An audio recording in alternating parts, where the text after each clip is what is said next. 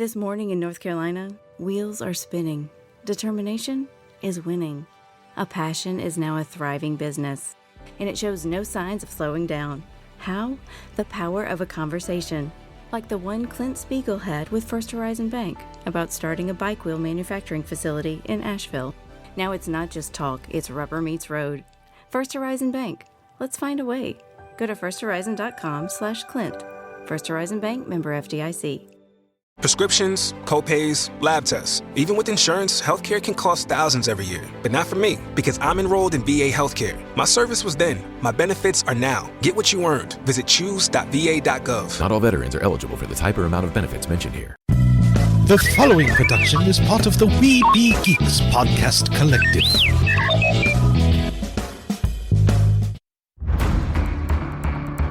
From days long ago, from uncharted regions of the universe, comes a legend. The dream that came through a million years, that lived on through all the tears. It came here, the Fandom Nexus. Fabulous secret powers were revealed to our host as he plugged in his microphone. I have a podcast! Here he is, your Spider-Pan, Jeremy.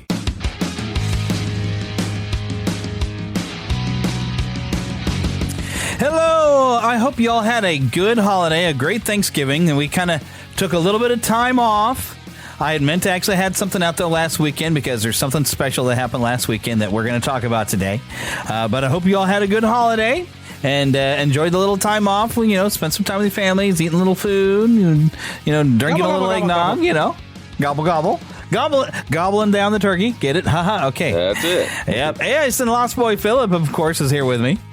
Hello. Yes, I'm sure you had a good Thanksgiving as well.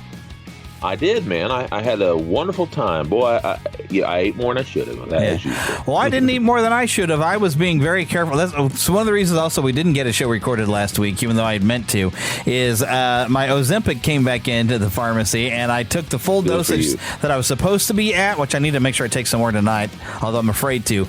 But my stomach wasn't used to it anymore, and I took the full dosage they prescribed, and I've been feeling kind of sick to where it was restricting my stomach, but I also felt like I was starving because I wasn't eating enough.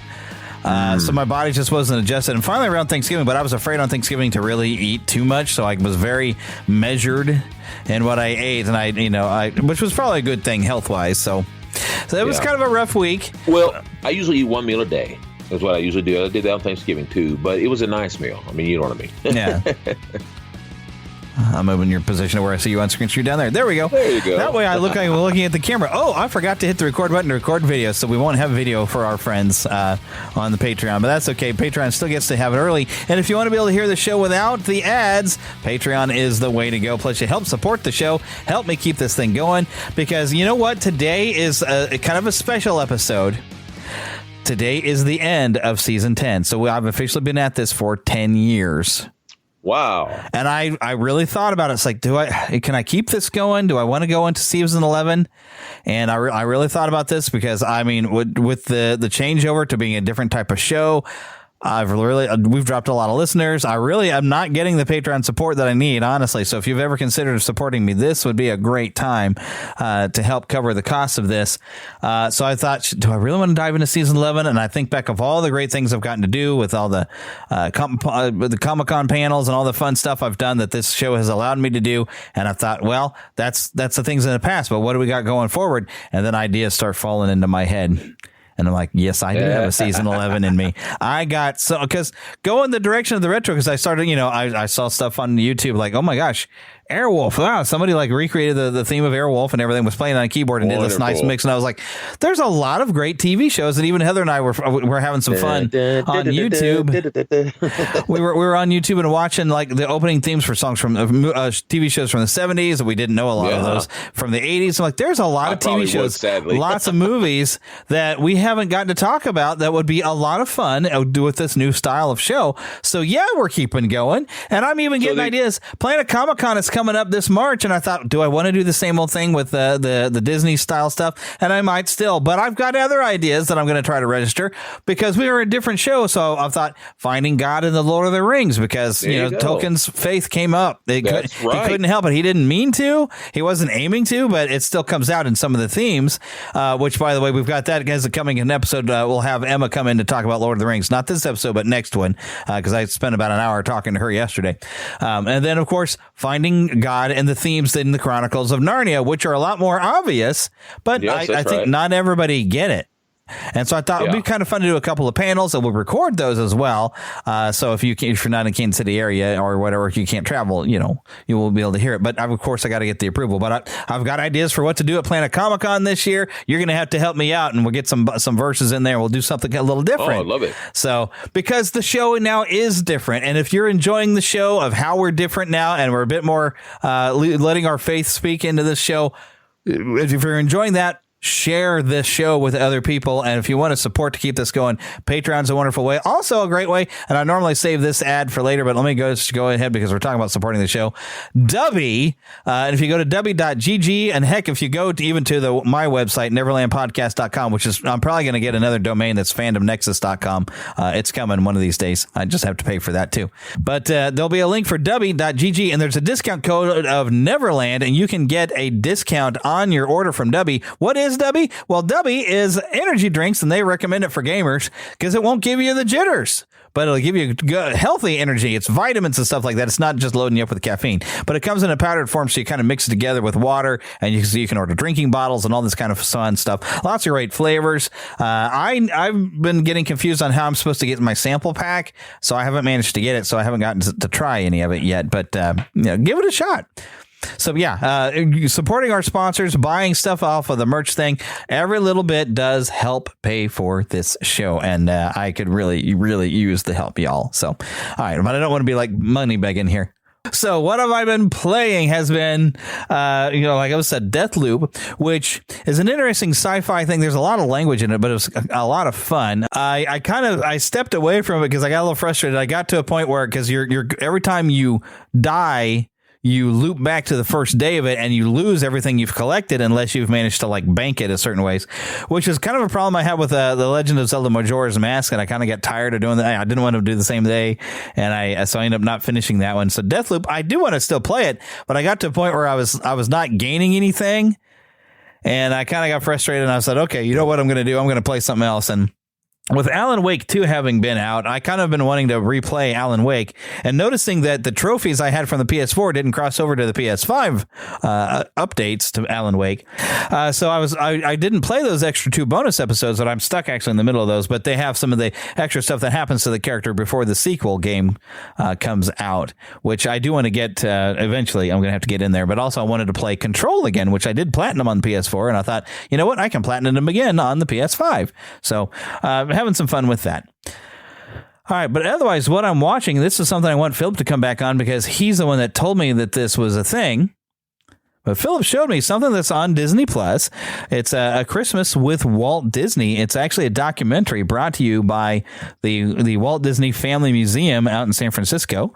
And it's even narrated from Diane Disney Miller before she passed away. Although I guess they just recently completed it. But it's got a lot of home movie video footage of Walt and his family, mixed with some footage from some of the holiday specials that was happening throughout the years, and different movies and shorts and things like that.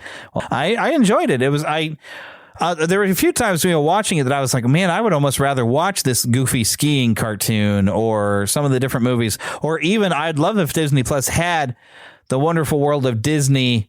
Even the old black and whites, or the World of Color, where Walt was just talking about what they're building in Disneyland, or even about different shows, or having guests like Edgar Bergen or Catherine Beaumont on there. I would like to just see those full things. And they had clips from those, but I'd actually just like to sit and watch those, the whole show. And I don't believe Disney Plus has those unless I'm mistaken. I have not seen it, but to me, that's part of the promise of what I thought Disney Plus was going to be versus what I got from Disney Plus. And so I'm still a little disappointed that it's not everything that I thought it was going to be. But it's a really cool special. I enjoyed it. Also, strangely enough, I did see the special episode of Doctor Who, where they've brought David Tennant back in for like at least one episode to have another adventure with Donna Noble. And let's just say that it suffers from the same problems that the series was starting to get over the last season, where I wasn't able to watch it because I don't have BBC anymore since I cut cable. But a lot of the complaints I saw was still happening, and saw it with one particular character that they seem to be pushing an agenda. And that's not why I got into watching Doctor Who back in the day. So I quit watching that. I didn't want to support the agenda that they were going there because it is against the Bible and science. But let's just go ahead and move into some of the news that I found.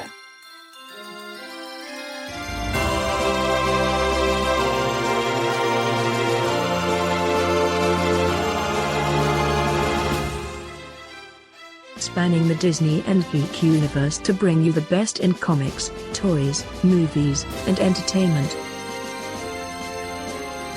This is news from around Neverland. So I'm a little behind on some of the news because I meant to do this like last weekend when we had the 95th anniversary of Mickey and Minnie Mouse and Steamboat Willie. And of course, Philip's on here to talk to us about that if he can manage to come back. But here's something else. An announcement for a game called Planet of Lana for PS5 and PS4.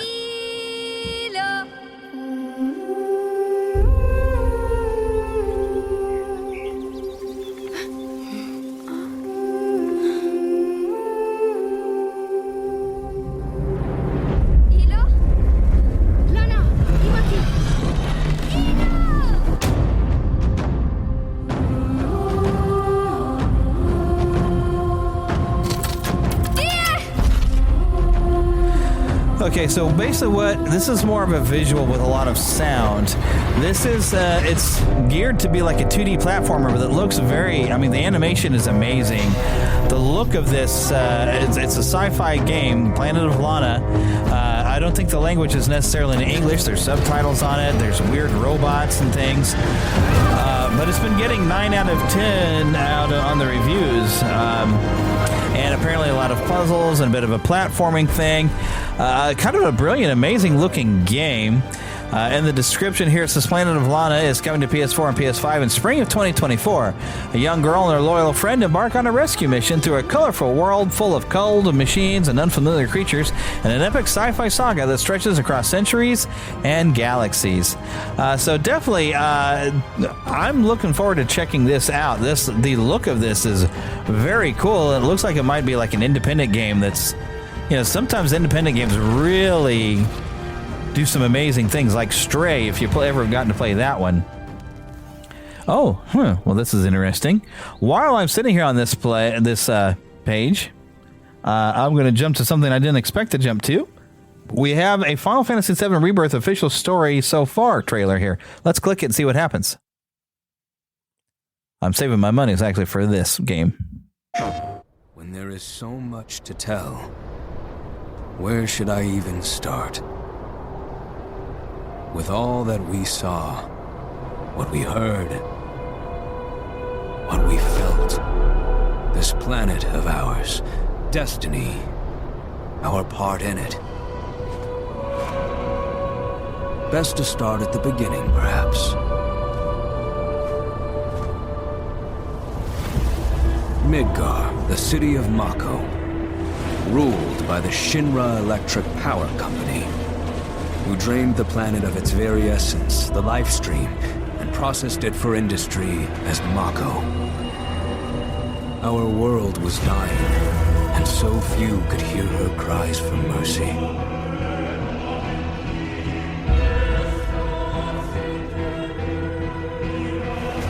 Those who could rose up in her defense. The anti-Shinra rebels, Avalanche. Among them, Cloud Strife, an ex-soldier hired by the Resistance to destroy Reactor 1.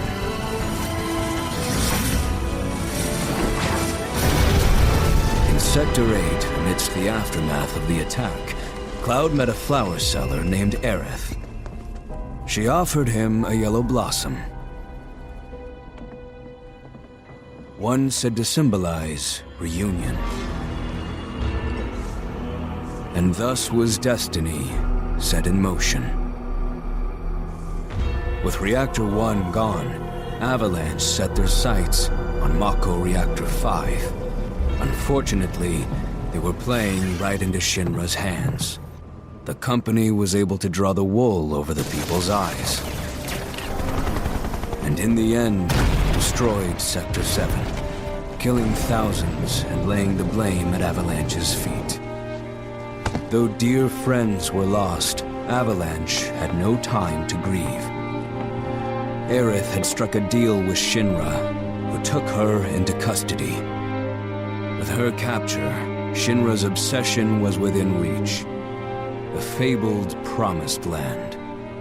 For Aerith was the last of the Cetra, the ancient stewards of the planet. And only she could guide them to paradise. To save her, the team infiltrated the Shinra building, the company's beating heart. It was here that I, another prisoner, joined their story and assisted them in freeing Aerith.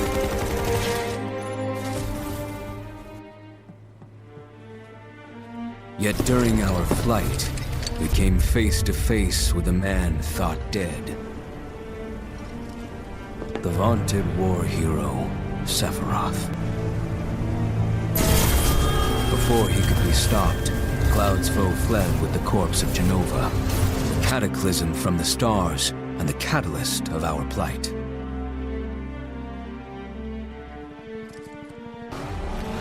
Eventually, we too made good our escape.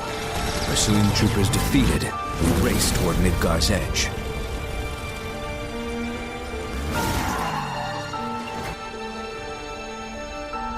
Yet Sephiroth once again intervened.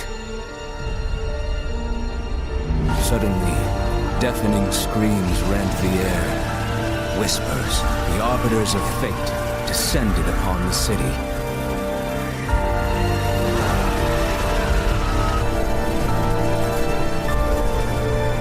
Before their imposing wall, Aerith warned us. This was Destiny's crossroads. Every moment, every action, every step taken had all been as the Whispers willed it. To fight them was to break free. On the other side of fate, Sephiroth waited, the Whispers undulating within him. Cloud brought his blade down upon his rival, sundering destiny.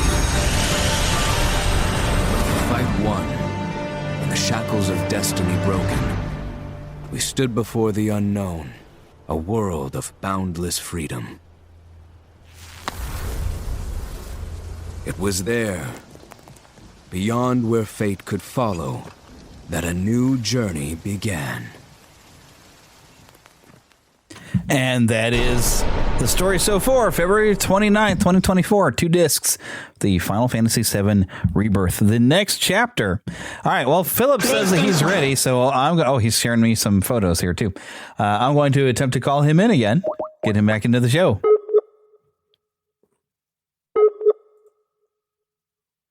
There's something else interesting here that I'm going to click called Ultimate Spider-Man. Something going on here in Marvel Comics.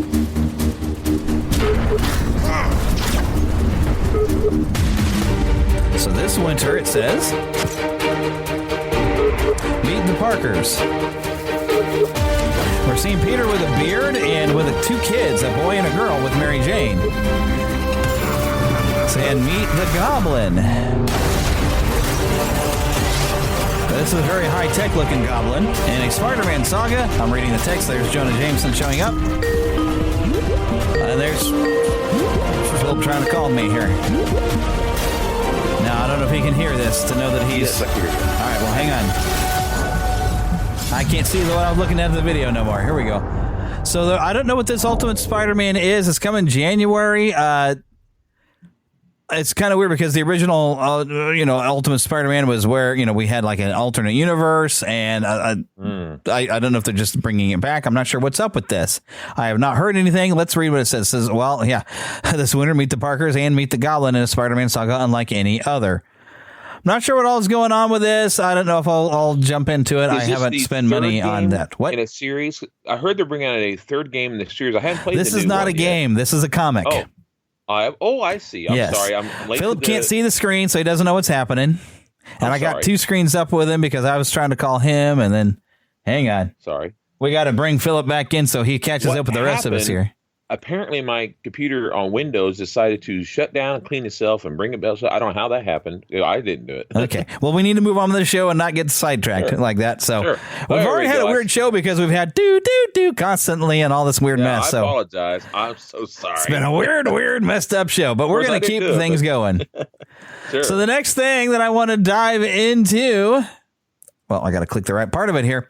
Home Improvement spinoff Mold by Tim Allen and show's cast. Now, mold means that they're thinking about it. They're talking about it. It doesn't mean that it's happening. Okay? I didn't know what that meant. Yeah. So I could hit the button and let it. Let's listen to the article. How about that? Sure. There we go. And it's not playing. There we go. Spinoff Mold by Tim Allen and show's cast. Every home needs some renovation at some point.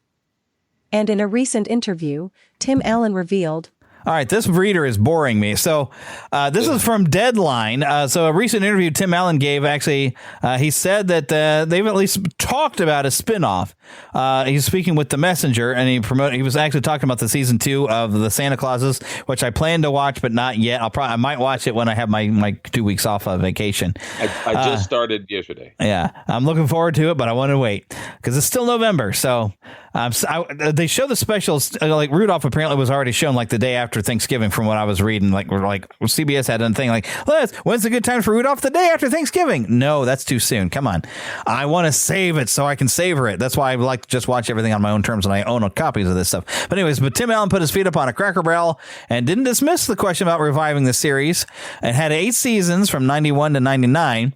And he says he sees Richard Karn a lot, and I talk to the boys, and I'm there as one of their friends. We keep talking about a spinoff. And if it does return, it will have a Fuller House spin. It's funny, one of the conversations we've had recently is how weird it would be if all the home improvement would be about the kids. Like if all of them had children, and I'm a grandparent, home re-improvement or something like that. It's come up. So don't get too excited. This isn't like anything saying that something's really happened, but they've talked about it. And they've had conversation. Doesn't mean it's happening. But yeah, I would watch. It's a nice thought, at least. It's a thought. It's something I never expected. I enjoyed when they'd have you might remember this, Jeremy, when they'd have reunion movies on like ABC or whatever, because that was before they did a lot of the videos. You had, so one of them ended up becoming a TV show. Yeah. They had Leave It to Beaver in fact, it was on Disney Channel. They had the Leave It to Beaver Now or whatever. The new Leave It to Beaver, I think it was. Leave It to Beaver. Okay, I can't remember. But I remember originally it was a TV movie. Yeah. And of course, Ward wasn't with us anymore. But they talked about it a little bit. And that was a nice thing. And it was a nice family show. There was no honorness to it, as I call it. It was a real nice show. And you have some stuff like that. And it was kind of fun, like what's happening now. It was about 10, 15 years after the old show. And you had things like that. It was kind of nice. People like to go back home again and enjoy the people they grew up loving, because it's like family. When you grow up watching a show as a young person, and you love going to Mayberry, you love watching the Brady Bunch, you love watching Home Improvement, whatever it is, Full House. It's like going back home to your childhood for just a little bit. Steve Urkel, he's got a cartoon coming out of. Don't talk about that yet. Oh, I'm sorry. We are not there yet. We're not there yet. I apologize. Stay with me. Comment only on what we're talking about. Come on, man. I'll shut up. Dune 2. Dune Part 2 has been moved up. At one point, it was going to be like a November 3rd thing. They got pushed around. They're now looking to release the Dune 2 March 15th, 2024.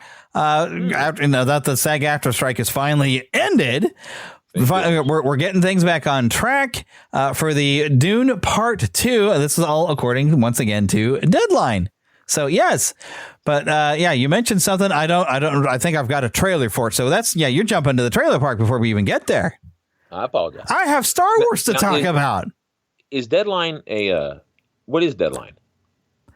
News source. And I always have to tell where it came from. Variety is another news source. Can you see all this on your screen? By the way, I'm sharing screens with you. So here's Variety. There's a documentary, you might have heard about this, about making the Star Wars Holiday Special. And they've got a release date.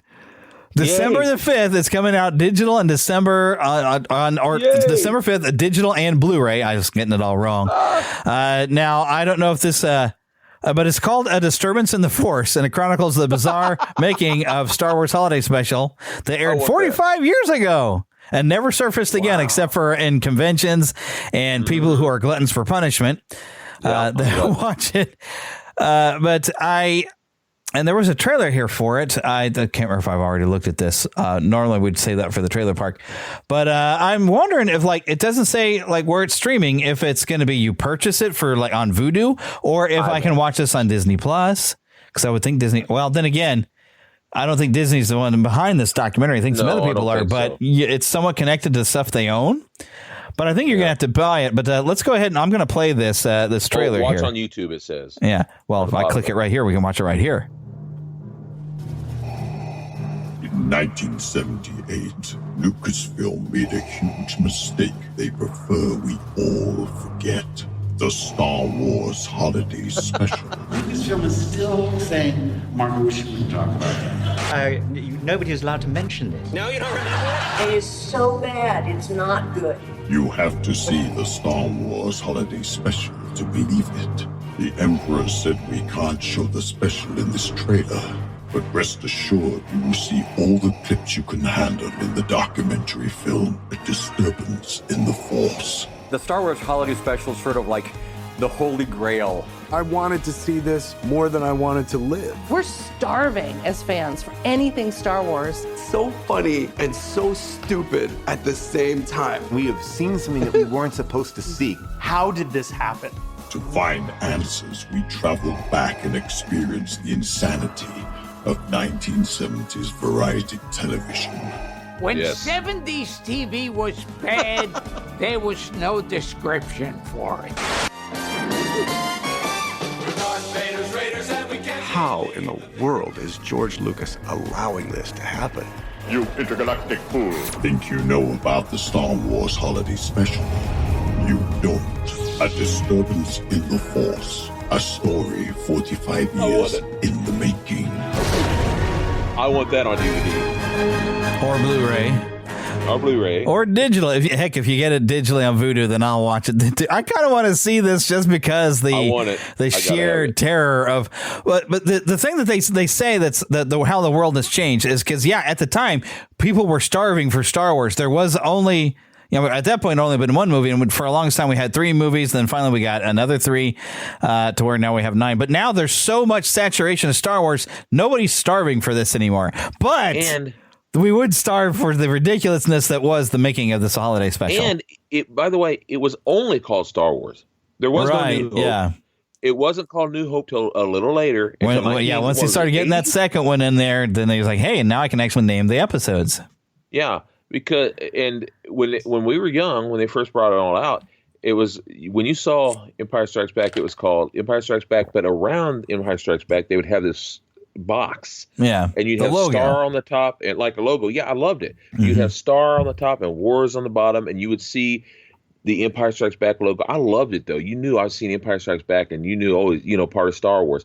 But I loved that. That was so much fun. And as of yet, I have not seen where they've changed the logo for Star Wars to make it say A New Hope and put Star Wars in small letters around it. Haven't seen that happen. Hopefully they don't. No, I doubt it. But they might have, but I've not seen it. Yeah, but they do start referring to it as Episode 4 now. But Yeah, Star Wars has lost some of the special when there's just so much of it now with constant series and stuff. It's, I still love it. Love it, but it's we're not starving for new Star Wars all the time. We get so much new Star Wars and more than we can want, and even when it's not good. But something else that this is kind of a cool thing.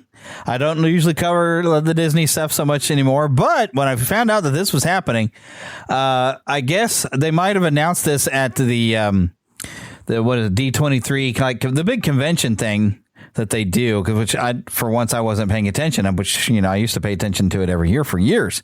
But the ride in Walt Disney World, the dinosaur ride, is the exact same track used for Indiana Jones and the Temple of the Forbidden Eye. Is that right? Now, with the current regime that nothing is sacred, I guess, at Walt Disney World, where Epcot is no longer anywhere close to what, well, of course, it was intended to be a city, but Epcot was sort of educational.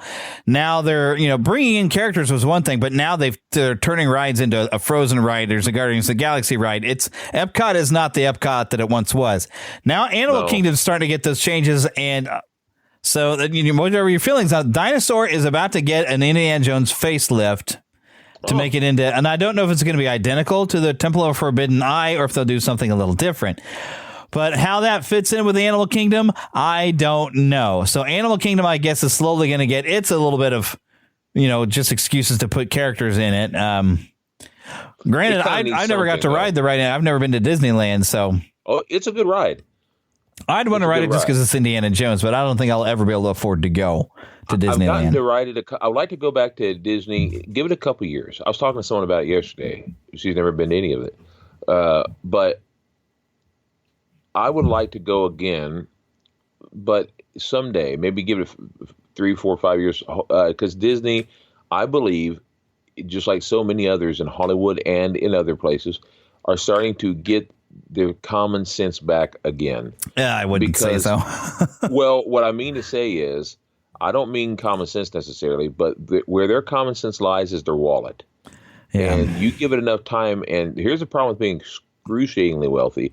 Sometimes you don't feel it right away. Yeah. But eventually you will. Well, their movies are feeling it. I mean, they just released an animated movie, and it was number 3 in the box office when normally a Disney movie should be number 1. Yes. They got beat out by, and I was just looking on the Variety thing, the new Hunger Games movie and Napoleon. Which I'd like to see Napoleon, but I'm just broke. I'd like to see that. We won't be able to talk about it on the show because it's an R-rated film, but I still want to. But yeah, let's not talk about Napoleon because we can't talk about it. So I'm going to move on. 4 hours of it, yeah. Yeah, but you and I, we're going to have to go. Especially when I'm on Christmas break, you and I are going to go see the new Aquaman too. Oh, I can't wait to see that. That's December 22nd, man. I saw a preview of it when I was watching football a while ago. Yes. I about lost my mind. Yes, I've been seeing some stuff. I need to watch the first one again before we go in there. But, yeah. But speaking of seeing little things for upcoming movies, it's time to go to the trailer park. Yes. Mama, another gator got in the house. Another gator? Give me that shovel. Come here. Get him, Mom. Get that gator. The Neverland Trailer Park. Coming to Netflix. Chicken Run, Dong and the Nugget. Better than this. We've put the past behind us. We have Molly to think about now. What a bonny wee hen. I made her a bicycle. Oh, what a lovely thought. She is a lot like you. See you later. Mum, can we go over there? You've got everything you want right here. You can't make me stay here. She's left the island. What is that? Molly! The truck's taking chickens to some kind of farm. Well, hey, that doesn't look so bad. Oh, that looks so bad. Who knows what horrors Molly is dealing with in there? Huh? Come on, let's play. Yay! There's something strange about this place. Behold, the dawn of the Nugget. Last time we broke out of a chicken farm. Well, this time, we're breaking in. It's an impossible mission. They're going to turn everyone into nuggets. Find those chickens. Hang on, Fowler! Oh, there go the goujons. Are you sure you're ready for this? I was hatched ready, Dad. this. Yes!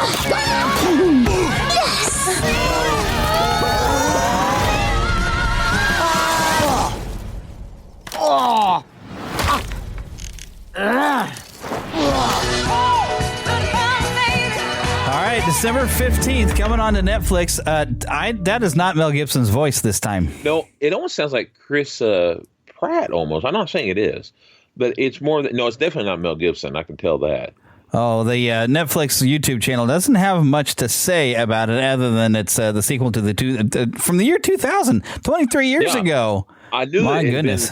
I knew it was year 2000, so I could tell it's not Mel. Yeah, it's definitely not. I don't think I recognize really anybody's voice other than the I don't like gravy. She sounds like the same voice, but most of the other voices sound entirely different. Yeah, but it does look cute. I'll say that. And I do love the first one, and I know it's kind of a joke on The Great Escape, which I still have not seen The Great Escape. But I know that, bud. I was trying to watch it one time, and I was busy with something else. Here's something else coming. You gotta pay attention. Great movie. Disney Plus got a new season of What If coming. Now, why didn't they click? Ooh. Come on, I clicked it. Come on, here we go. This kid puts on quite a show. I have eyes on the target. He does not look all that threatening. Looks can be deceiving, Your Highness. Are you sure you do not want any backup? Nah, I'm great with kids.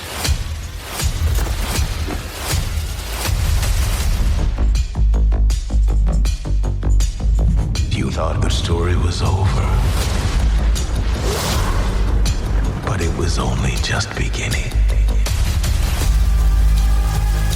I don't do sequels. Normally. Things have gotten a little twisted. In the multiverse.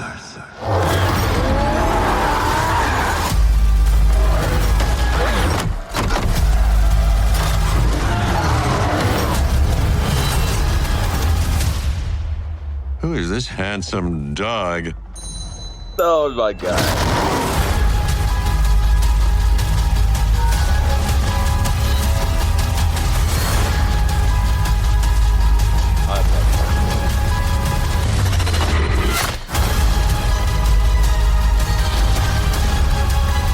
This trailer needs more dialogue. Yeah. But this one's I got. I love that voice. I've been looking for you for a long time. Time. Just be careful. I don't think I can bear to narrate what might happen next.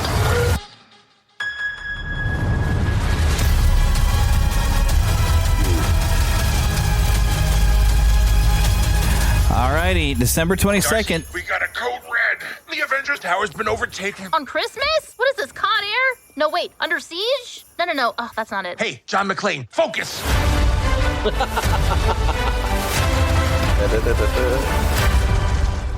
I like it. Although, I can't stand Darcy. I don't even in a multiverse thing, she's still going to be annoying as heck. So unwrap one episode every day for 9 consecutive days. Now, I don't know how many episodes there are, if there's just 9 total episodes or if they're going to be like short episodes, and I don't know. Now, I think the original What If, they did try to get it to where it was all connected together by the end. I think so, because you did get a lot of different worlds and universes, and it looks like we are getting a look at the weird alternate evil Doctor Strange that we got to look at in the universe or the multiverse of madness. It looks like we may have that, but yeah, they're playing with this multiverse thing, and I think this might actually have some results in the upcoming stories. Who knows? Speaking of multiverse, I was watching a bit of a movie the other day that I guess it never occurred to me, but this person was watching that I watch these people watching stuff sometimes. Anyway, I was watching this man watching The Last Action Hero, and they said that, which is not a great film. However, it's fun though. It is fun, very fun. And he said his friends were telling him it's ahead of his time because it was basically the multiverse stuff before there was multiverse. I thought, in a way, he's right. because that's what the whole movie is about. This villain going from movie to movie, bringing out all the villains into the real world. And I was like, I never thought about it like that, but it was. Kind of in a weird way. I guess you can look at it that way. Yeah, it was ahead of its time. Yeah. Well, speaking of alternate universe, here's something. This is an alternate universe entirely, and it's weird. Madam Web. Not what I expected. Oh, Madam Web. Not the Madam Web we know at all. Oh, Come on. Okay, never mind. Get your stuff. Let's go.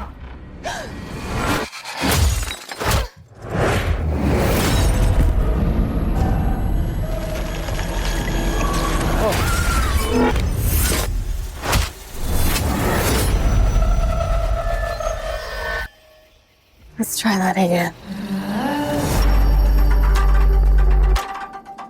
A week ago, I spent my life racing against time, I'm gonna help you out today, okay? trying to save people who were running out of it. Until one moment changed everything. Come on! Welcome back to the land of the living. I don't understand what's happening. I've been having visions. I knew he was gonna die. I think I'm seeing the future. New York City's a whole new level of crazy these days. What do you want from me?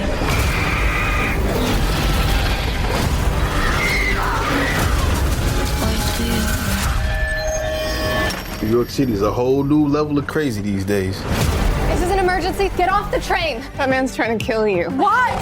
Who are you? What is going on? I can see the future. Oh, what the hell? She didn't see that coming? That's not how it works. I've seen that man before. So who is he? Ezekiel Sims. He was in the Amazon with my mom when she was researching spiders right before she died. Wait, I recognize you. You live in my building. You're the paramedic. Yeah, you almost ran me over. You don't think this is weird? How we're all connected? It's honestly like the least weird thing that's happened all day. What do you want from me? I have no idea what those girls are coming. Why don't you want from me? I think he can see into the future. What are you want from me? He's trying to change what happens. Julia, get down! Why aren't you scared of me? Why do you care for me? Your future was almost so different. Where do we go? If you want to live, you have to trust me. Get ready. Now!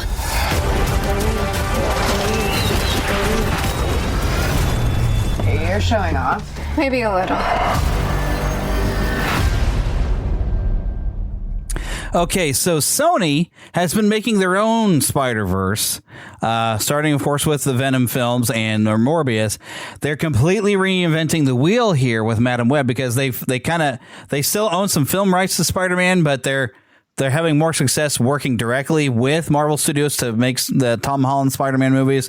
But they've managed to get some crossover now with the No Way Home film. And so they decided they're going to, I mean, that Craven movie they got coming up that they've kind of disconnected doing their own weird thing with Craven. Now they're doing their own weird thing with Madam Web and even Spider-Woman, because you did probably recognize her, and also the name Julia. Yeah. That is Spider-Woman. But also they've taken Ezekiel Sims, who's not really a villainous character. He was part of a story arc that J. Michael Straczynski had, and it was very interesting. He did have some problems. And he was, kind of a villain towards the end, but he was not with villainous intent. They made him into a pure villain, but what people are kind of getting at this, and right now it's got 58,000 dislikes, because this seems very much just a girl power movie, really is what it is. Yeah. And because that bad white man, which Ezekiel was not really a villain to the caliber of what they make him to be. And I don't think their interest in this is going to work out for them. Because this is kind of like they're inventing their own Spider-Verse and inventing their own version of Madam Web. And really, nothing they had in here really appeals to me as a Spider-Man fan. Even from being familiar with Spider. I mean, a Spider-Woman movie would be kind of cool. The Julia Carpenter version instead of, I'd like to see maybe Julia Carpenter is in there, but also you have the original Spider-Woman. I can't think of her name. A lot of great things they could do. I thought Madam Web was going to be like the villain that we know. Or maybe I'm thinking of someone else. Yeah, Madam Web wasn't a villain. She's more of a. She is supposed to be like a psychic thing, and I think even in the comics they have moved on. I think Julia Carpenter became the new Madam Web because the old one was murdered. Which is the one I'm thinking of? Was the old woman who was? There was an old woman who would wear this red dress coming down, and she would. She'd be at the top of a web. Maybe she wasn't a villain, but that is Madam Web. But she wasn't a villain. Okay. She was in the animated series is where I first got familiar with her, and she was trying to guide Peter Parker towards the future. And then the final episode of the animated series, she was going to take him to Mary Jane, and then we never got the real resolution. That was supposed to be our resolution, but it didn't feel full. We didn't get to see him, but she was like, I know where Mary Jane is, and I'm going to take you to him, because Mary Jane in the animated series in the 90s was sent through a portal into another like a limbo dimension, and Madam Web was going to take Peter to go and get her out of there. But like I was expecting her to be older. I mean, this was the original Spider-Verse. If you the old animated series is like you've got where, I mean, I don't remember if he meets Miguel O'Hara in that one or not, but I mean they did a crossover of lots of different Spider-Mans to where one version of Peter Parker without Mary Jane had become a villain, and so they were trying to reach him, and it was a cool episode, but that was like the final challenge that Madam Web had been training him up for the entire series, other than like their version of the Secret Wars and all this other stuff. Yes. But she's not a villainous character. But this, when I heard they were doing a Madam Web, I was like, well, okay, let's see what they do. But now that I've gotten to look at it, I'm like, I don't know that I like what they're doing. They're kind of just reinventing the whole thing. It's like, you got to have a little faithfulness to the source material. If you want to get us old comic fans in there. But here's something that I don't know if I'm excited about or not. It might be cute. There was a lot of talk about it during the Thanksgiving Day Macy's parade. It's Migration, but I'm not a big fan of Illumination's films necessarily. Oh, yeah? I'm really kind of tired of Minions. But here we go. Migration.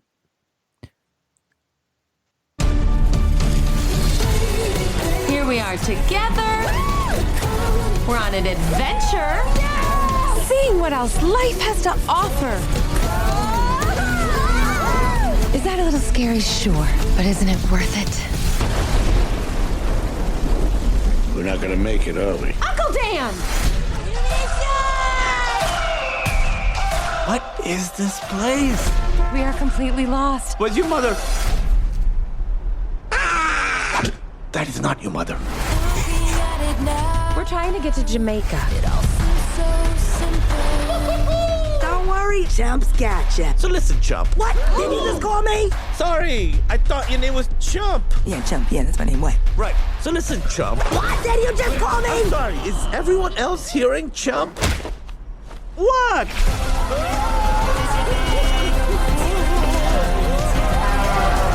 This isn't about migration. It's about adventure. Whoa, hey! What just happened? I don't know, but you're in trouble. What is that? Chocolat Orange. What's chocolat orange? It's you with l'orange on top. There's a whole world we've been missing out on. And we.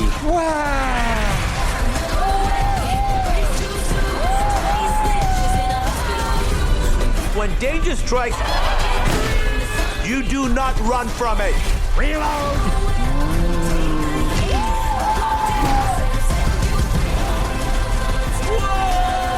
We're going to finish this crazy, wonderful adventure.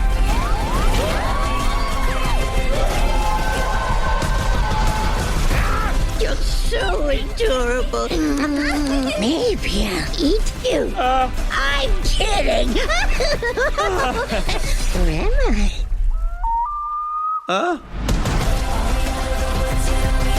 Go, go, go!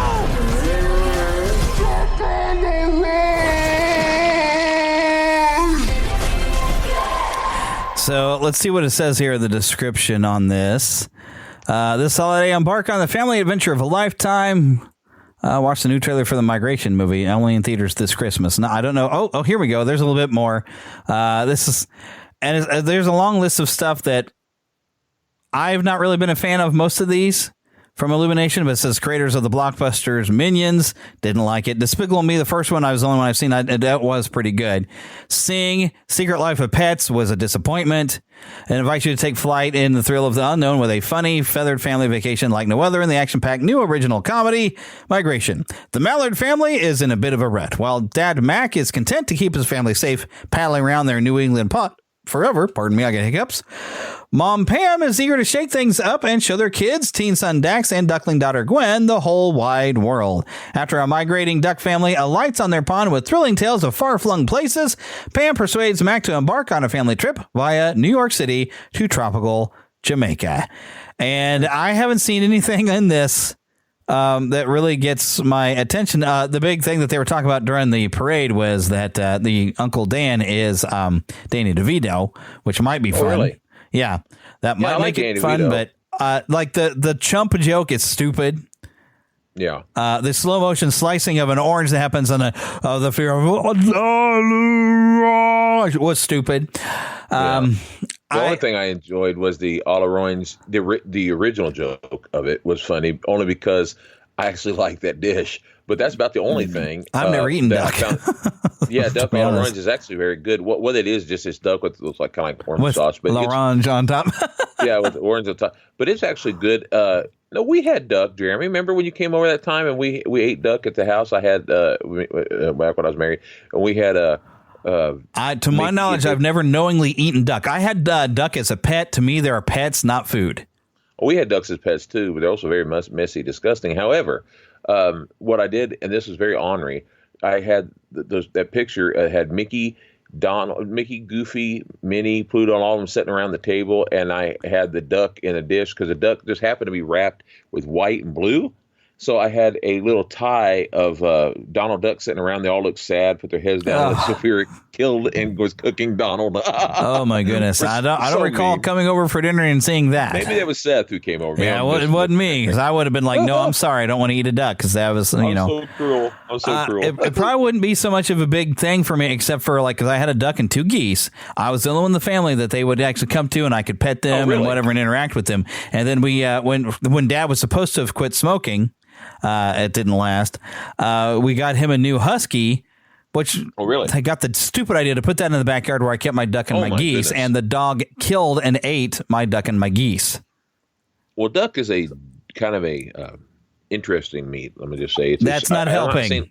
I'm not saying it's bad. I'm just saying that but whenever you bite into it, you hear quack every time. I'm talking about my trauma, and you're talking about the delights of eating duck.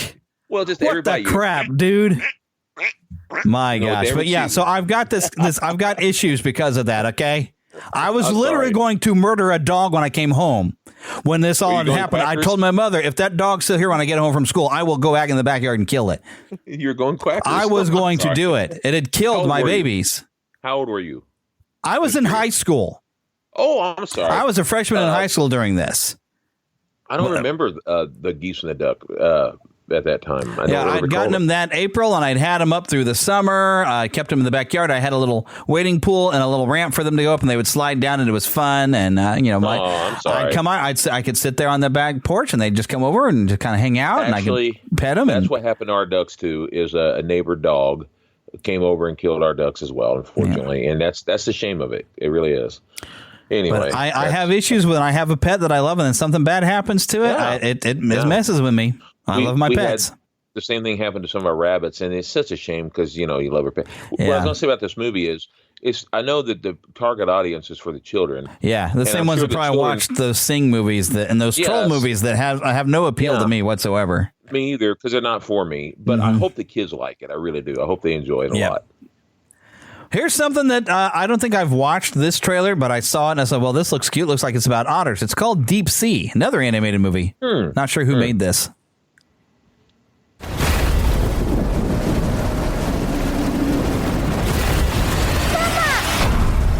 Great anime.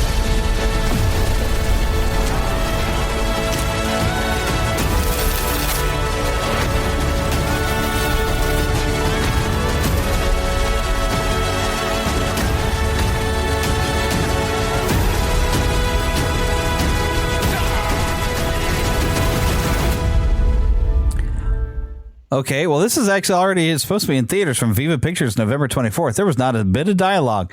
A lot of nice review stuff in there. Even Bounding into Comics said it was amazing. And we'll have to read up on that because, that was almost pointless in this audio podcast. It didn't tell us anything. So let me read this here. It says, dive into the world of wonder with Deep Sea. Join Shenju on her magical underwater journey to find her mother and save a whimsical restaurant. Experience a kaleidoscope of emotions in this visually stunning adventure in theaters this November, which it says November 24th. Now, I don't know if that released into American theaters so much because it looks like a foreign made, because even the title had like I think Japanese lettering. So this might have been a Japanese animated thing. Well, here's an official trailer up here because that was only a 30-second thing. Let's take a look at. We'll see what this one has. Hopefully, it's in English. Viva Pictures. Yeah.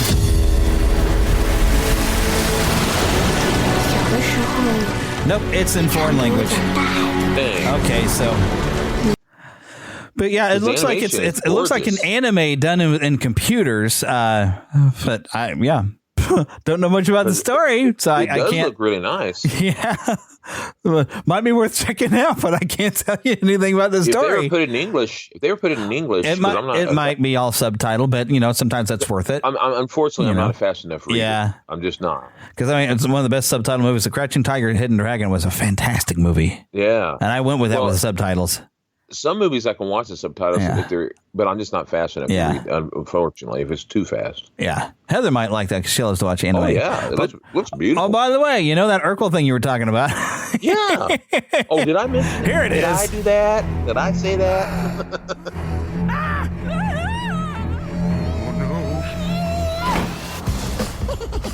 It's me, Steve Urkel. There he is. I just want this holiday season to be the best it can be. Oops. I want everything to be perfect for the big guy when he arrives. Now, who wants to head to the mall? They're lighting up the giant Christmas tree. Ow! What he said.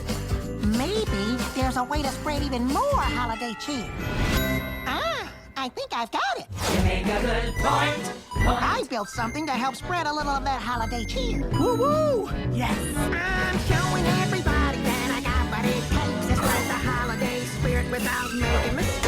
You've gamified being in the holiday spirit? Yes! 70 points! Oh, no, I do not like this idea. Points! Oh, no! You built engine-powered reindeer. Stop this thing! Take us back to the mall! Right now! Did I do that? Hold on, I can fix this. No! Don't fix anything! Wanna go fix the holidays? Yes! You might be a little awkward, Goofy? a bundling butterfingered klutz. I was gonna say eager, but we all know your heart is in the right place. As long as you care about the people around you, then you're officially helping me spread holiday cheer. Dashing through the snow on a city bus. Nope.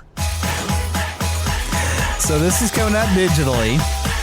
I don't think it's going to be in theaters, but being that it's Warner Brothers, I'm thinking it's going to be on the Max thing. Let me see what it says here. It says that Warner Brothers Entertainment, we believe the power of story from classic contemporary measures. Well, yeah. Looks to me, I'm hoping it's going to be on Max, or that, or at least it'll probably be for purchase. It will. That's where you get the show.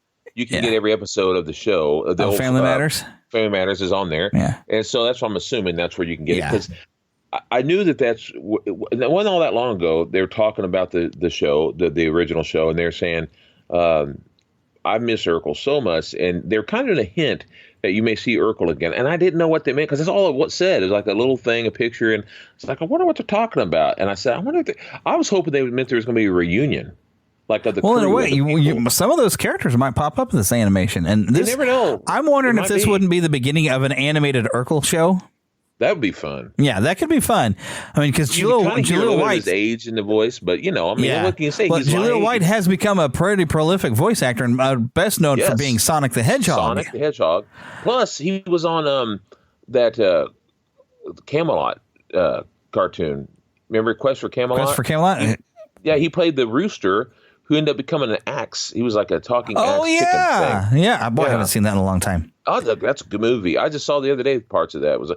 And to this day, some of that song is sung from that movie. No, I can't think of what song it is, but yeah. It was such a pretty song too. Yeah, I can't think of it.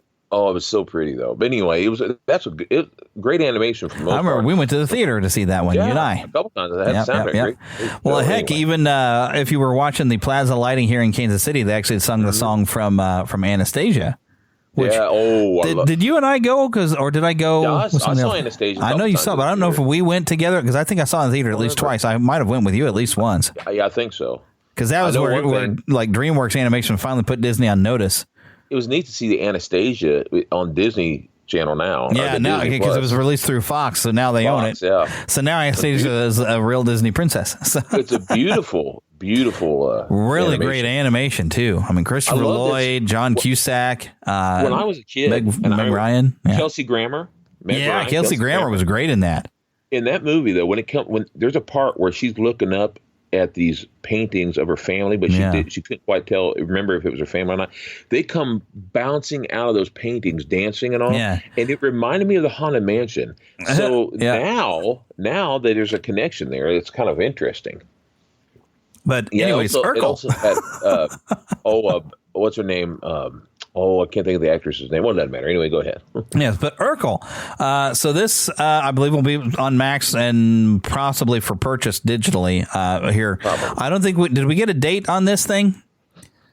But this looks like it looks slightly predictable as far as the story. Sure. Seems like Urkel is trying to make Holiday Cheer into a game, but then it becomes more about the points and not the cheer. So he wrecks things, but then it looks like Santa's going to show up and help Urkel really get people into the real reason for the season. Now, I would love for it to be about Jesus because that is the reason for the season. But I will say that I'm sure it won't be. I will say this: I was very thrilled while I was watching the Santa Clauses show that last year, and this year they got new episodes of it. Not great, but okay. And I will say that I like that they constantly remind you, because they did this last season. Not constantly, I should say it like that, but the whole reason last year they showed you that Santa Claus, or all the Santa Claus is through the season, is to remind us that the real reason is through Jesus. Yeah, which I think is amazing. That's because of Tim Allen, by the way. Yeah. I think that's amazing. Yeah, that's what makes these worth watching. And if you knew Tim Allen's past, the alcohol and all kinds of stuff, he went through prison and all stuff. Yeah, God can change cocaine. I think even didn't he? Yeah, have some cocaine problems. Yeah, he can change anybody. It's amazing. Yep. There's some other stuff that I'm looking at. I want to kind of watch before I make part of the show because some of the high quality Warner Brothers animation has ended up getting R ratings on it. So, but there's something about a Justice League Crisis official trilogy trailer, and I'm wondering if like their Crisis on Infinite Earths or something. I'd be interested to maybe watch that, but I don't know if I can play the trailer here. So I will save that for maybe next episode. I was curious why there was a Doctor Who thing on Disney. I was like, what is that? Disney, I don't know why. Well, I know at one point Disney had worked with some stuff on Doctor Who. We did mention before we got you back on the show that I do not recommend that special that's on Disney Plus right now. What is it? I'll talk to you about it later. Okay. But there is one thing that was on that screen that you'll see this next. There's something called Merry Little Batman. It's going to be on, of all things, Amazon Prime. Huh. Merry Christmas, Gotham City. In breaking news, Gotham is officially crime-free as Batman continues to clean it up. Dad, I'm ready to be a superhero like you. Merry Christmas, kiddo. My own utility belt! Which should only be used in case of a bat emergency. Oh, come on, Dad. I'm not a baby. Hey, I never said you were a baby. Emergency! Call for help. My precious little baby is in danger. It's the Justice League. Sorry, Damien. I gotta go. Shall I assume we did not see the Bat Razor? I like it. Totally ups my intimidation game. You have donut crumbs in your intimidation game, sir. Batman with a beard, folks. I promise I'll be back before Christmas. Oh, man. I'm the worst dad ever. Jingle bells, Batman smells, Robin laid an egg. Joker! Oh, how I want to make make this a very special Christmas Eve. And what better way to do it than by stealing Christmas? I have to show Dad I can handle myself. Whoa! It's a bit saggy. Well, that one just leaves nothing to the imagination. Dad made me a bat suit? Awesome. Wait until they get a load of me. You don't have what it takes to be a superhero. I can do this! I'm saving Christmas! All right, which one of you gave a little kid explosives? This is great. Allow me to break the ice, little Batman. What do you say? Need a wingman? I love You're how like a sidekick.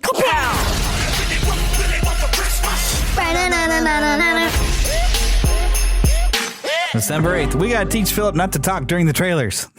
I'm sorry. But you clearly don't take it seriously at all. They're just doing inventively fun, silly, and even the animation style is ridiculous. That's great. I love it. It's great. I think I want to check it out. It's going to be on Amazon Prime, so I don't know if you have to have a full membership to be able to watch it, and I don't think I have one. I don't know. I have one. I'll have to come over to your house. We'll watch that because it looks just silly. Just silly. And I think it's great. You know, I love how they're mocking themselves. I mean, they're obviously making fun of the movie stuff. All things Arnold Schwarzenegger, Mr. Freeze. When the kid turns around and shows his rear end, he's put on the suit. That's definitely making fun of. And nipples Schumacher. on one of the bat foods. That leaves nothing to imagination. Yeah. I love how they made poor Schumacher. He's made some great movies, and yet what he gets made fun of all the time is the Batman movies. But at least and he's no longer with us. Sadly. Yeah, he wrecked the Batman franchise at the time, so and he earned it. To his defense, that wasn't really his fault. They wanted him to make stupid movies in the long run. They asked him to make it kiddie-ish and weird. So in some ways, it's not his fault. In some ways, it is. Anyway. But yeah, that looks like a lot of fun. It's called Merry Little Batman, and it's Damian Wayne, and it's just funny with Batman and a beard and everything. It adds to his intimidation game. There's donut crumbs in your intimidation game, sir.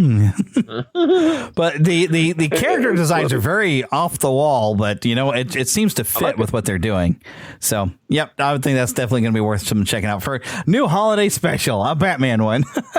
That's just for laughs. Years ago, Jeremy, you'll remember this. Years ago, I used to draw tons of notebooks of Batman. Yeah, you remember that? Yeah, and I had just about every style you could think of. There's some that I would draw a Hanna-Barbera style, several different Hanna-Barbera styles, because Hanna-Barbera has several styles they would do, Yeah.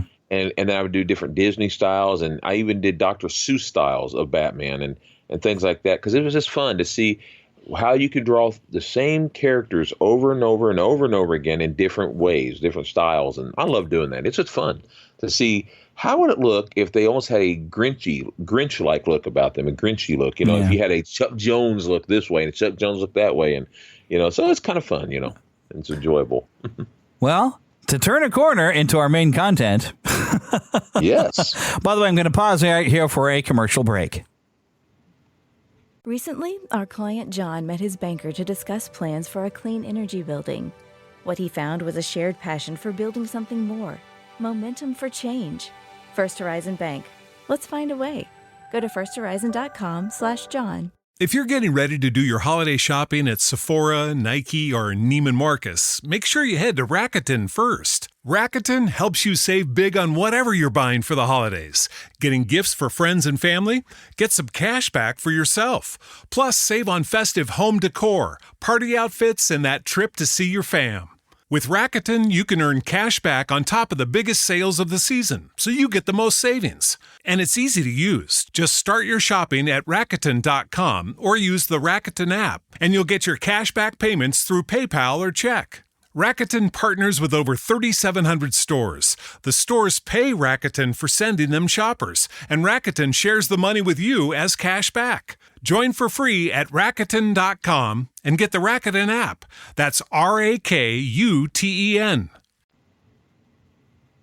Now that I have a gap that I can actually visually see to make sure I put the ads in, if you didn't like hearing those ads, become a subscriber on Patreon. You'll get your own RSS feed, which will not have those ads in it. Not to mention it won't have the ads at the beginning and all this stuff. But hey, those ads help pay for the show. So, And it's funny enough that we're about to talk about this because actually your sermon today brought this up with Mickey Mouse being the most popular character in all the world. And he made his grand debut November 18th, 1928. So I'm about 8 days off. With the animated short film Steamboat Willie, created by Walt Disney and Ub Iwerks. This is also the beginning of Minnie Mouse, but Mickey was an instant hit, capturing the hearts of his audience around the world with charming personality and mischievous antics. Now, the fun part about this, though, that they don't... I went into Chat GPT to have it put together, my facts. It saves some time on research. But a lot of this stuff is already new. Steamboat Willie was not actually the first Mickey Mouse cartoon that they made. Right. There was actually Plain Crazy, and I think another one, but they hadn't released those. Those were both silent at the time. But Walt said, no, I want to do one with sound, and he wanted to put that out first, and that was Steamboat Willie. He was very brilliant. Yeah. He knew. And it took a lot of work. Have you gotten to see, there's behind-the-scenes footage on that documentary that Dick Van Dyke is narrating, where they had to get it all in one take, all the sounds. They couldn't overdub, because recording sound was a very new thing. Especially, lining it up with film. So it was a very painstaking process, but to have sound on animation was very new. I mean, they had to drop all the stuff. Like if you had, I'm just throwing this out there. If you had to drop like nails on top of a tin or whatever, it had to be ting, ting, ting, ting, ting, right in a row. And it had to be rhythm. Yeah, in rhythm. Which is why the whole thing is like a big musical thing, because they kept everything to metronome and everything was timed to music.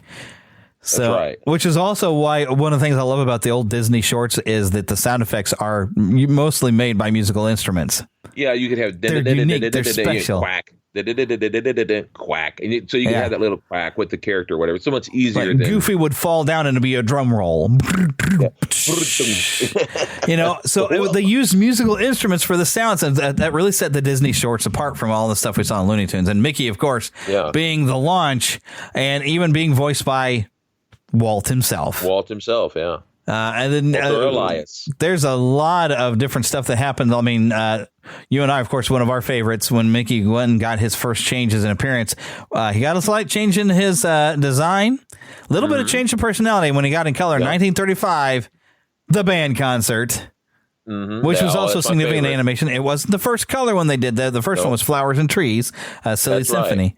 But of course, that's why if you've seen the 100-year salute, that one thing they did, in the background, you'll see the trees back there. They make sure. And my mom was when I was watching that a couple of days ago, she goes, "I wonder why they had the trees." Because that was the first color cartoon they did. And she goes, "Oh," she goes, "You know all these." I said, "I'm a nerd." Yeah. But that's the truth. Is I knew that's why those trees are definitely in the back, because they have their little salute to every little thing in there. You can see it. They really did. That's pretty much what made that worth watching, is all the little nods to everything. Because it's not really that there's much for story on this little short thing. It's just fun to kind of see all these, and they lifted some of the original voice from their features, so everybody sounded right. Good. And I will say this: I enjoyed it just for the nostalgia. There was a moment that my mom and I both teared up whenever he looks at that picture of Walt. Did you hear the music they're playing? It's been a while. When he looks at Walt, this is that one they brought out for the 100th year anniversary. Currently on Disney Plus. Walt, when he looks at the picture of Walt, they're playing "Feed the Birds." Oh yeah. And if you know the story of Walt, that was his favorite song. He'd have his boys. He'd call them his boys, the Sherman Brothers. He'd say, "Play my song, boys. Play my song," and they play that for him. Yeah, play. And that's what it's all about. Every single that's right. He loved that. That was the song that to him made the movie, and it was. I love that song. He used to sing it every single night. It is the heart of that film, totally. It's a great. Anyway, I thought that was interesting. But they played that in that cartoon. But they got some nice things they wrote up with the Chat GPT here. I love it when they write for me, whatever computer it is. It says, Mickey's popularity soared. He became more than just a character in cartoons. He became a symbol of hope and joy during challenging times, including the Great Depression. His optimistic and adventurous spirit resonated with audiences, providing a much-needed escape from the hardships of the era. That's right.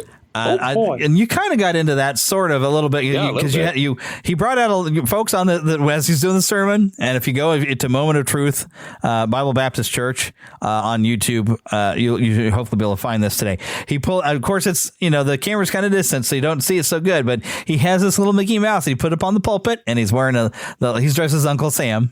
But each one of them was symbolically kind of meant something. for all these different mics. But yeah, he put a Mickey Mouse figure out on the pulpit and used it to preach a sermon. Yeah. And I had there's 3 mice I liked. And it's true. I have Mickey Mouse, Jerry Mouse, and Mighty Mouse. Yep. And each one represented something. I felt kind of bad that Jerry had to be kind of we won't say bad mouse, but he was the one who was unstable in his actions. One minute he was a good guy, next minute he was starting to fight and kind of a jerk. That's just how Jerry was. But I love Jerry. Yeah, it's just the way it was in the cartoon. I was always more of a supporter of Tom Cat. I'm a cat guy. I've had a pet mouse before, but Tom was a jerk. Sometimes a real jerk, and other times he was just doing what he's supposed to do as a cat. Keep the pests out. So you never knew. Yeah, but we're talking about Mickey Mouse. Yeah. And he's got a little figure of Tom over here. It probably goes with your Jerry Mouse figure, I guess, too. Yeah. Of course. So, it has a fast forward to 1978 when Mickey Mouse received a star on the Hollywood Walk of Fame, becoming the first cartoon character to receive this prestigious honor. Awesome. It was a testament to Mickey's enduring impact on the world of entertainment. And Mickey's undergone a lot of changes. I mean, when you go into Fantasia, where they gave him the more full eyes, to the 1950s, he had like a completely different style and look and a different voice. I'm not especially keen to the voice from the 1950s. It never quite sounded the same to me. He kind of was a little more like this. It was kind of I love Walt's voice, and I love Wayne Allwine's voice for it. Me too. And you know what? I kind of like Brett Iwan's voice for it too. I've gotten used to him. He sounds a little different as Mickey, but he's a good Mickey. I'll grant him that. I like him. He's not my favorite. In fact, I say he's my. And I don't mean this as an insult.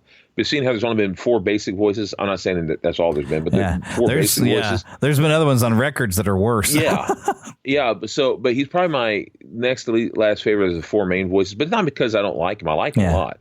It's just that it's usually I think of him when I think of the kitty, hot dog. So I'm not big at that. Yeah. But I will say my favorite one is the one I grew up with. What's his name again? Wayne Allwine is the one that really.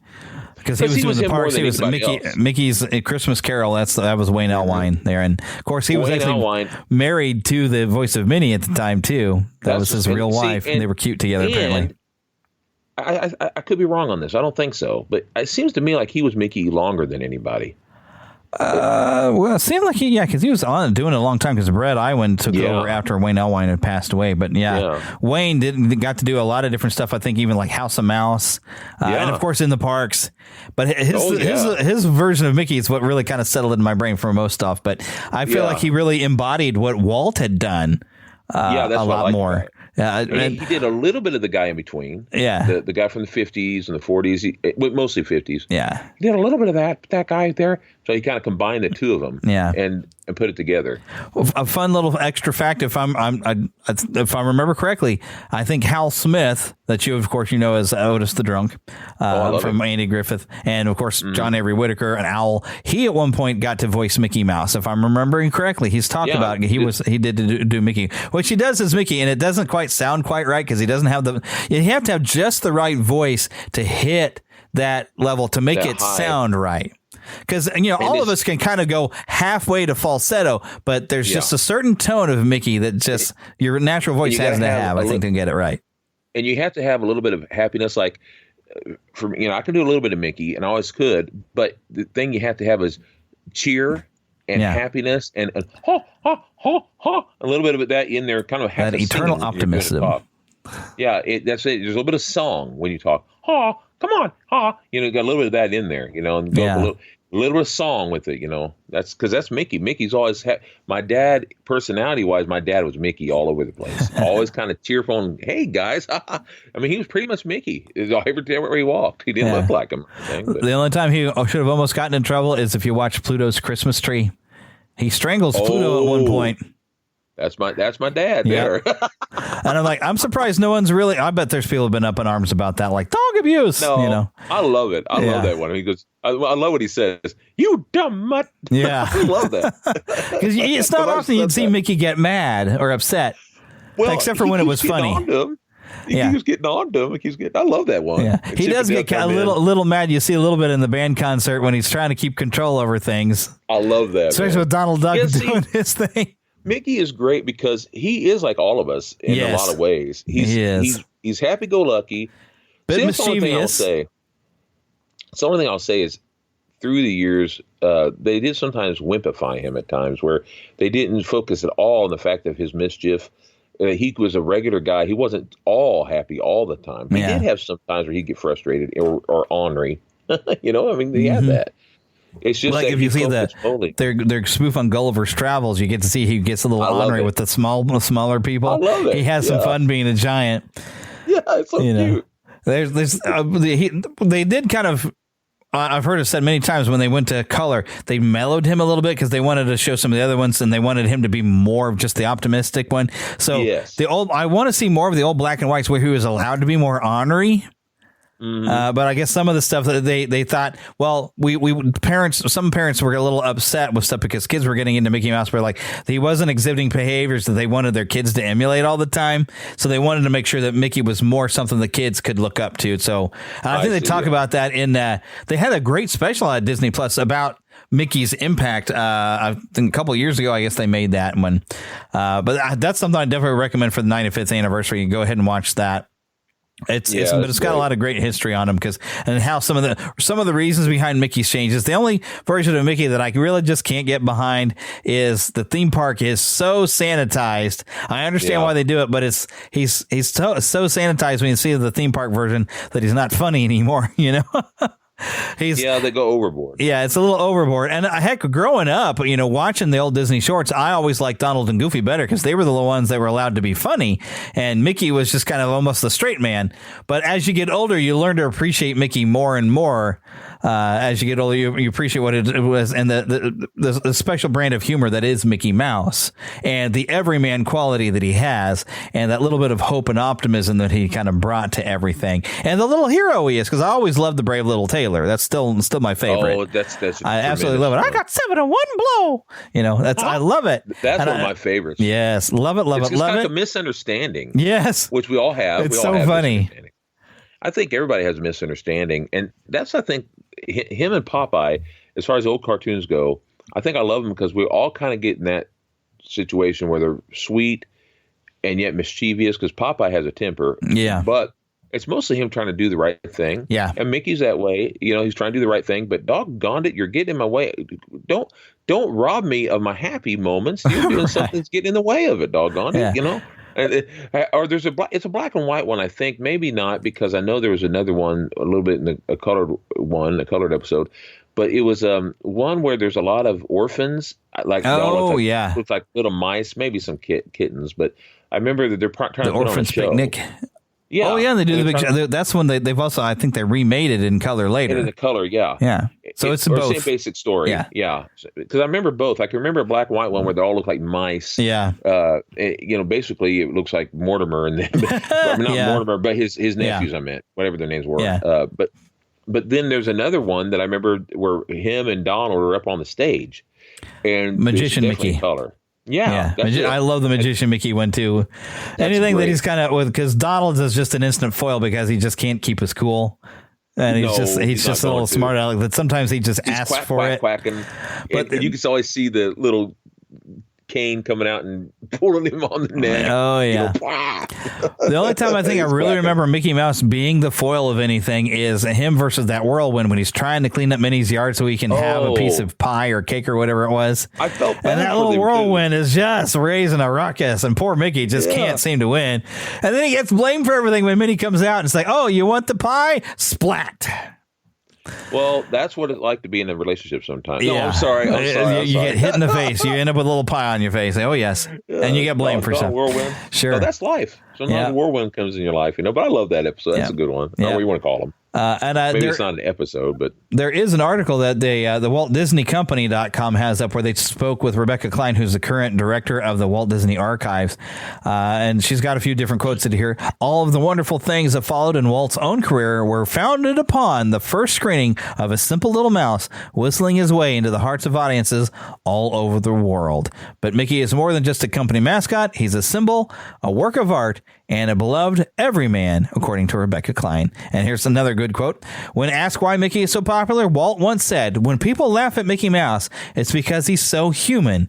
And that is the secret of his popularity. He struggles with life, as we all do, but uses his innate sense of optimism to overcome all obstacles and has a wonderful time doing so. He's terrifically appealing because of that optimistic, sunny outlook, and that optimism is sorely needed in the times we're living in today.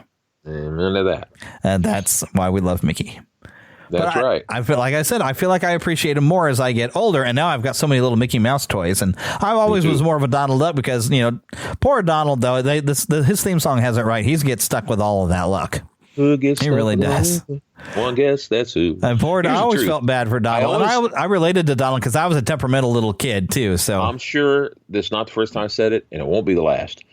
But just like with so many characters, but I believe that Donald, Goofy, and Mickey are much like Kirk, yes, Spock, and McCoy. Yes. They are a combination of the three of one person, the three personalities of one person, and you separate those three. But basically, we all have those three basic personalities. That's the way Mickey, Donald, and Goofy are.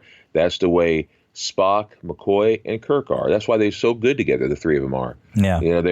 We all have the Kirk in us. We all have the McCoy, and we all have the Spock. And the same with Mickey. Mickey's like Kirk, and tries to be optimistic. Yeah. And McCoy was definitely Donald. By the way, I've drawn pictures of it. Yeah, McCoy is definitely Donald Duck. And Goofy, Spock I love had Goofy years, but yeah, and I love it. He's just looking up at us. The funny thing is now in real life, there's no way Goofy's like serious all the time. Yeah. Live long and prosper. Yeah, it doesn't quite work up that way. Goofy's the opposite of logical. Yeah, but that's what makes it even funnier. Yeah. Think about him.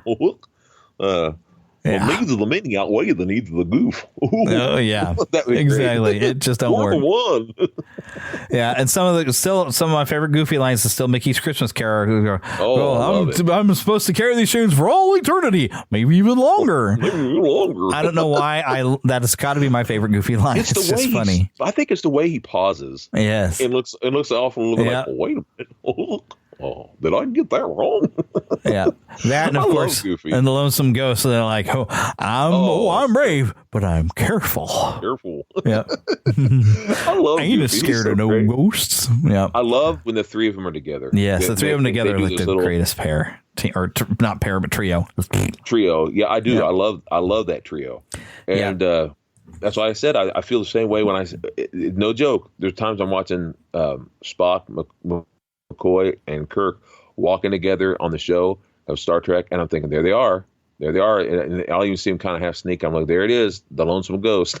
Yeah, there it is. It's a Lonesome Ghost. I love it. Yep. There's a great episode where they go back in time.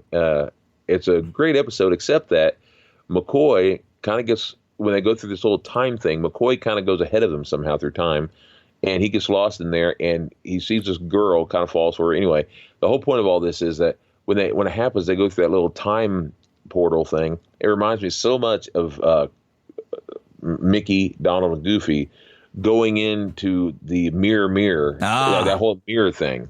And so there's so much connection between them. I love it. Yeah. That's one of the things is like 5 years ago, I remember, with the 90th anniversary of Mickey, and there was a little bit of Minnie. I did find out something of Minnie at one point, but they had like all the little miniature Mickeys, which I have. Well, they're not on this wall now. I've moved them downstairs because I was trying to make more room for my new He-Man figures coming in, which they're starting to come in. But I collected a lot of those little 90th anniversary Mickeys. I haven't seen if there's a 95th anniversary Mickey set of toys, but I know when we hit 100 years of Mickey Mouse, they're going to have to go flipping ballistic with some new stuff. And of course, I'll have to find a way to collect it all. You give me an idea, though, Jeremy. I know I put his outfit on Mickey before, but now you're making me want to draw He-Mick. He-Man with Mickey Mouse ears, Yeah. He-Mick. Put some buttons on his fur trunks. Yeah, that's right. Well, I took a toy of Mickey. You remember I showed you that picture. I took a toy of Mickey and I put He-Man's sword in his hand, and I put the little vest thing on him. And he was sitting on Battle Cat. Yeah, what would be great about that is if it was Pluto. Yeah, or if it was what would be even greater, instead of Battle Cat, if you had Shere Khan That would be great. To help explain what he's talking about, and you can find these on Amazon, they have for the 100 years of the Walt Disney Company, they did a really neat little set of Mickey and Minnie. They're about, I'd say probably about 6 to 7 inches tall. Like that. And pretty inexpensive, I thought, for the set. And they got different hands and different heads that you can swap out in little stands. So really, I definitely recommended it. I love having them down there in my Disney room. And it's my favorite version of Mickey, which is the white face with the black eyes, the oval black eyes. And that's my favorite version for me personally. Yeah. Because my favorite Mickey is the, what is it called? The Parade in the Park? No. The band concert. Yep. Band concert. I get that. For some reason, I get that confused. I love that. And I love the one you were talking about with the giant. And Brave Little Tailor. Brave Little Tailor. But those classic ones are just outstanding. Yeah. This is not to say I don't love any of the others. I do. But there was something about that time that everything was just starting to get perfectly done. Yeah. And even when they had some scary adventures, like did you see the, I forgot what it's called. It might be just called The Mad Doctor, where he has this nightmare about Pluto being taken away. And there's some brilliant 3D style almost animation when Mickey's walking through this like haunted chamber, and the way everything moves it looks like a first person shooter that we would play now. Yeah, they did a good job. It's amazing. The thing about that time frame that I was talking about with Mickey, like that, what I like is where they started going into the color cartoons. Yeah. It was getting into the color and everything. They weren't black and white anymore. They didn't stay in that black and white. It was just going over to color, but it wasn't all over the place. It was like there was some color, but it was still kind of faded compared to today's color. Yeah. You know, it was kind of like somewhere in between. Pretty early in the technology, but they used it well. They used it very well. Really well. I also like the one where he did kind of the Wonderland, whatever that was called. Was it Mickey in Wonderland or something like that, where he looked into the mirror? That was Through the Looking Glass. I love that one too, and it's mainly just song and dance stuff. But it's so brilliant. It is fantastic. One thing about Disney was they were so above and beyond and over the edge and above before anyone else could get some of that stuff done. Like to this day, it amazes me because they didn't have computers. Yeah, and some of their stuff outdoes what they do with computers. Yeah, I think so. To me. Yeah, it's amazing because when he broke the glass on that one. And, you know, he ding, and I don't know. There's just certain things they could do that just look so good. Yeah. You have to understand, folks, I love to draw. And I still try to capture a few people's things. I try to capture Disney's wonderment. I love some of the Looney Tunes quirkiness. I love the Hanna-Barbera style of joy and laughter. And so but Disney will always be, for me, the top. Yeah. Because, I mean, much as I love Bugs Bunny, I tell you what, I love that I got to grow up and be able to also see Disney shorts on the Disney Channel. Oh, me too. And so, those of you with children, if you have Disney Plus, I recommend sitting down with your kids, let them watch some of those, the few Mickey Mouse shorts that are on there. Sit and watch those, because I bet your kids are going to love those. Yes. And they are re-releasing some collections. The only thing is, like, one of the collection they started to put out, it had most of the stuff was already released when they had that 90th anniversary of Mickey Mouse. So most of when they release these, I look and I'm like, I have all of these, and I'm not, for the price, I'm only getting maybe one new one. Yeah. But part of me, I'm still tempted to do it just because I would love to be able to watch all of that. But I like to get them, but I wish they'd do it in a what do you call it? Well, they need to re-release those old treasures sets. Yes, I'd like to do them in a schedule. Like, I mean, not schedule. What I'm trying to say, whenever they brought them out, like in the order. Put them in a chronological order, yeah.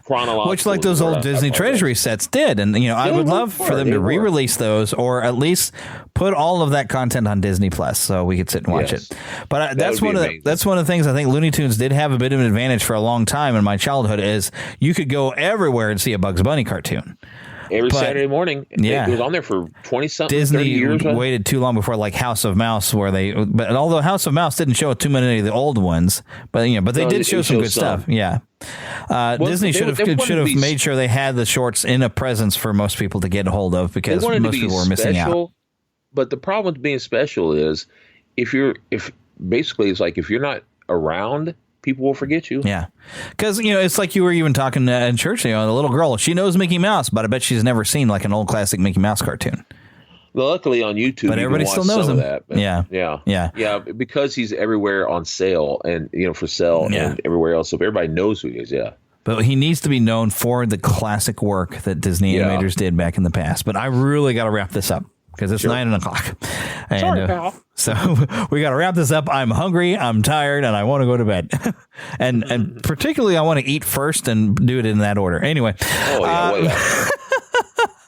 But yeah, so Mickey Mouse, of course, had a great impact. But we want to, of course, remind you, if you go to neverlandpodcast.com, although I think the logo is going to be changing very soon. Daniel's been talking about it, but My Podcast Reviews is what it is currently. You'll find a logo for that. You'll also find a logo for Dubby. If you happen to have a podcast, My Podcast Reviews, for a very low fee, you can get, amongst other things, you can get all of your reviews sent to your email inbox.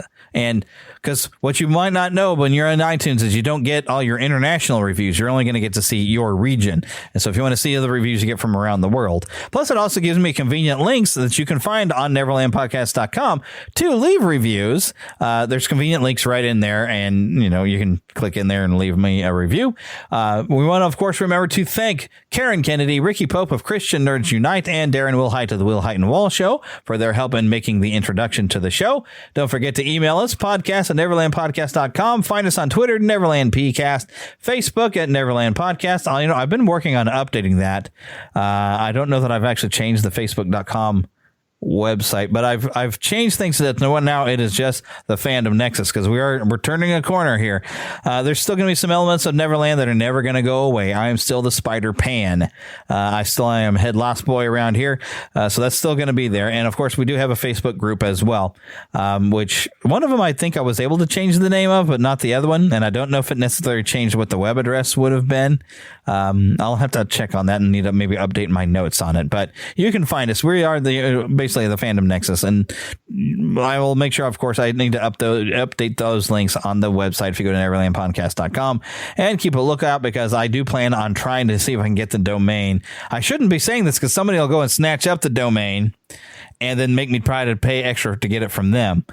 But I want to get another domain that it'll take you over Neverland Podcast, but it'll be more of the current show. I just shouldn't say it, although I think I started it earlier in the show. But so I am going to work on that, but it takes some money to purchase an additional domain and have it link over. And then maybe I should get an email address that actually has that other one. But changes are coming. I'm trying to make sure we have a title of this podcast that people understand what the show is more about, because they hear Neverland. And because I even was having a conversation amongst the Christian Podcasters Facebook group that I'm part of, and we were talking about trying to come up with a good name for your podcast, and because you want to make sure you can communicate what your show's about. I said, I'm actually wrestling with that, because I said, well, here's the title of the show. What do you end up thinking about? And people said, like, Michael Jackson? Because Neverland, or it's a Peter Pan show, or and back when we were doing a Disney show, it did fit, because even when I wasn't trying to be a Disney show at first, people were associating it more with Disney because of the Peter Pan. The most people's Peter Pan, they always are going to look at the Disney version, because that is, that's iconic. I kept thinking it was a peanut butter show. Peter Pan, peanut butter. So, oh my goodness, my Google Calendar, that they got the scheduling wrong for some of the Chiefs games, and it just popped up thinking that the Raiders Chiefs game was going to be at 9:25 at night. That's wrong. Let me dismiss that. So that's a weird thing to have pop up on my screen. That game actually is already over, and the Chiefs managed to win, although I thought they were going to blow it. But anyways, a different thing.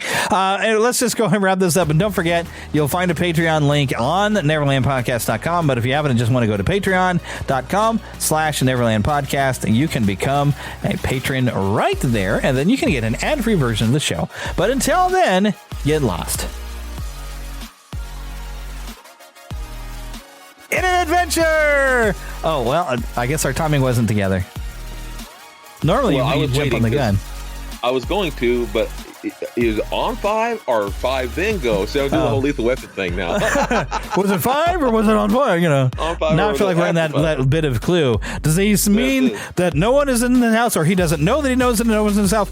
Well, that's what he says. But does he know? Well, that's what he said. Well, that's what he said. Well, that's what I heard. Okay. That's what I heard. All right. We'll see you next time. And sooner than you think. I got to edit together, but I've already recorded what's going to be the next episode. I might release it sooner than you expect this week, because I feel like I fell behind this holiday week. But Neverland. Kicking off season 11 next time on the Fandom Nexus.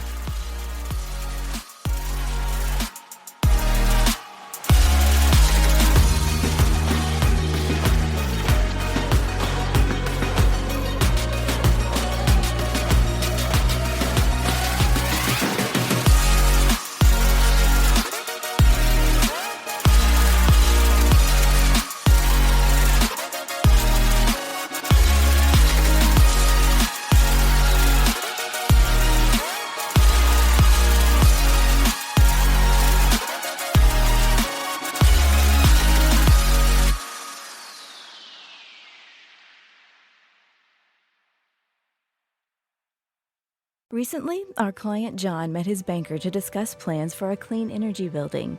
What he found was a shared passion for building something more. Momentum for change. First Horizon Bank. Let's find a way. Go to firsthorizon.com/John.